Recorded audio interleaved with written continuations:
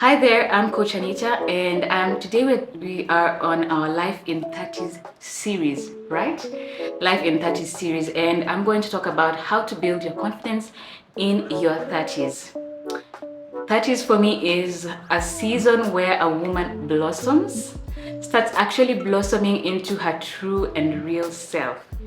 And one of the things that we may need to actually just elevate and be our best selves is tapping into our confidence, our inner belief in knowing who we are and what we are about and what value we bring in this world. Because you are important in regardless of the career you have, regardless of your status in the community, and regardless of many things, the money in your bank, you are valuable. I always say that because we are in a season of social media season where everything is like, maybe you may compare yourself more easily to the girl next door, but you are valuable and you are right where your journey needs you to be. And so let's jump right into it. If you are new here, hit the subscribe button, hit the notification bell so that we can continue having conversations on how to elevate ourselves in our 30s, on how to continue having wellness as women and having positive and postpartum experiences.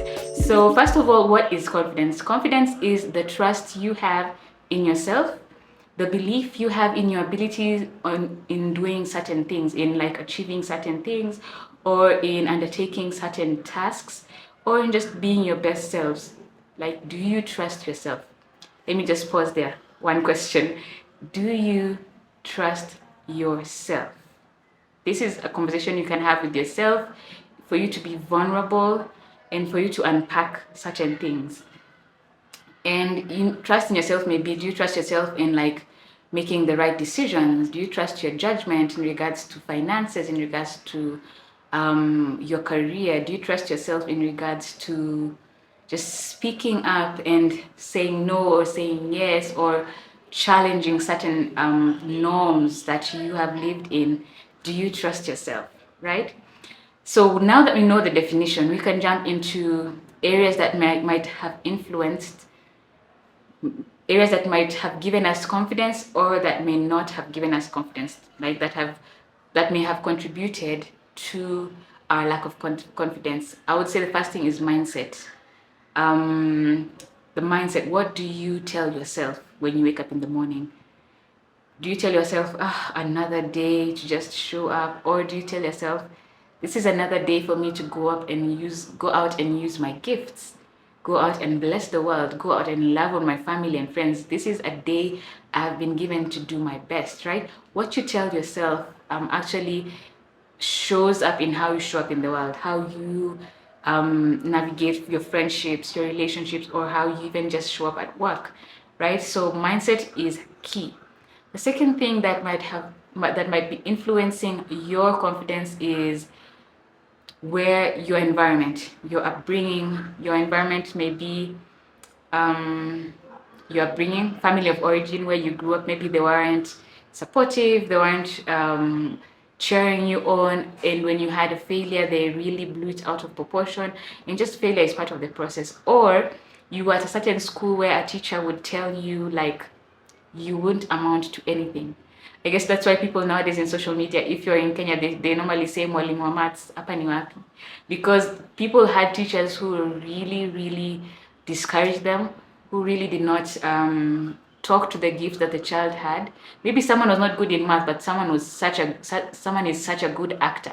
Someone is such a good leader, right? And that doesn't mean math would take them, it wouldn't be like helpful, but it won't be the end all be all of their life.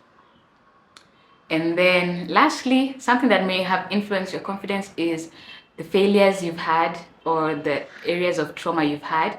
I always point this out. So if you had areas that you had made a decision and you ended up having a really, really a bad experience that scarred your heart or scarred your image or your integrity, certain things like this, you may feel like you are not confident to make decisions again, or you're not confident to show up in certain environments. So after we've filtered all of this, you've sat down, you've thought about, do I trust myself? Right? Now you've looked at where you've grown up, the environment you're in, and your mindset. You're now interrogating these spaces. how can you now be confident? Like, how can you practically now be confident? I'm going to use this question that Jim Quick used in his video. It's a question, it's like a statement. If I am more confident, do dot dot dot. If I were more confident, dot dot dot. If I'm more confident, I would make more money. If I'm more confident, I would have more friends. If I'm more confident, I would be in a healthy relationship, right?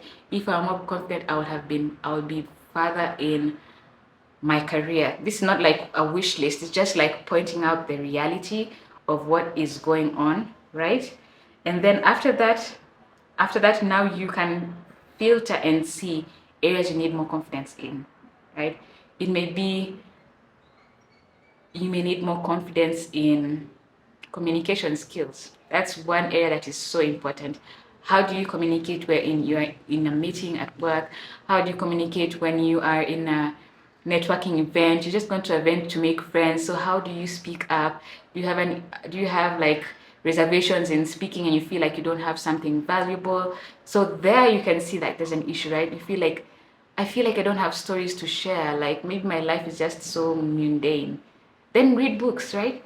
Read books that are interesting, watch documentaries that are interesting, maybe travel. This will give you more insight in just how people live, how people talk, and just also accept that you're going to start at a different level than others and just keep on growing on it. Another thing is dressing the part. Dressing the part can make you feel confident as you navigate this growth curve of being confident. So if you are going to a networking event, dress the part so that you can feel good. When you feel good, you also show up better. You know, when you've seen people, when people have been done for a makeover and people are standing up straight, or their hair has been made and now they're like, wow, you know, they show up with a different energy. So that's what dressing does for you. And Jim Quick says, don't fake it, face it till you make it. You know, people say fake it till you make it. He says no, face it till you make it. So it's showing up one bit at a time. You try this outfit, you're like, I felt good this time when I was here. Try it again in another space and you see how this continues boosting your confidence. Another thing is working on that mindset. Working on your mindset is so important. I've talked about the first thing, working on your communication. Second thing, showing up as your best self in regards to how you dress up, how you groom yourself. And then the last thing I can say is working on your mindset, because that is what will take you far. You will have the growth you need, first of all, by changing your mindset. You will have the relationships you need by changing your mindset. You will have the revenue you need by changing your mindset. You will have different doors open to you by changing your mindset, because you believe you are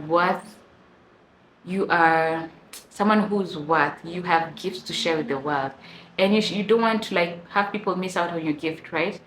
When you change that mindset in that sense, you have a great offer to share. Talk about your business, because this is a gift I have and I don't want you to miss out on this gift, right? Just embody that person, but change from inwards outwards. And then last but not least, have grace. Have grace with yourself. So Jim Quick says, you don't have confidence, you do confidence, and then you become confidence. Basically, you just don't leave it in your mind.